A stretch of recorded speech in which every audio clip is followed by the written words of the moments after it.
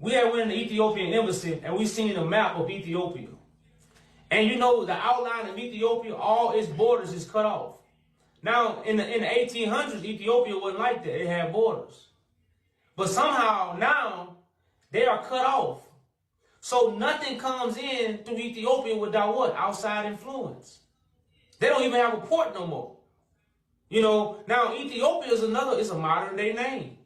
You know, so all this is ways of Ethiopia have been colonized in a way that most people can't see unless you've been educated in the correct way.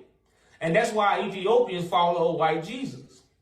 Because the same information that they colonized all the other African continents with, they did the same thing in Ethiopia. That's why they worship the same Jesus that all the other African continents, to prove what? That they colonized. You know, so it's not more that they have that the Romans have a colony actually in Ethiopia, but they have stripped Ethiopia of so many resources and so much information that Ethiopia is more in a mental colonization. So it's almost like you can't see it unless you have the understanding. Okay, so you are talking about mental colonization, not the physical colonization that all Africans went through. Well, I don't want to say that, because when you physically take people from their natural land, then that's part of the physical colonization. But Ethiopia is where a lot of original things come from. You know, so they wanted to take the eye off Ethiopia. They didn't want to make Ethiopia, so they made Ethiopia look bad.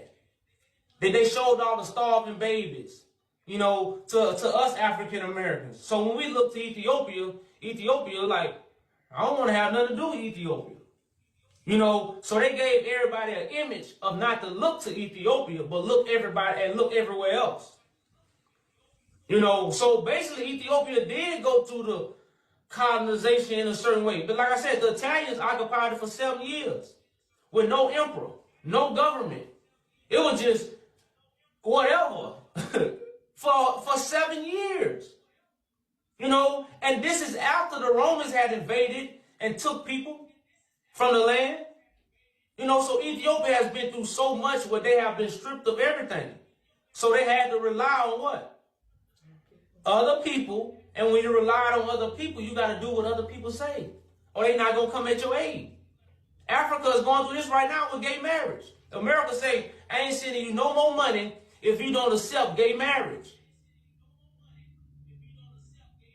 You know, so these things, man, have been going on in Ethiopia for hundreds of years.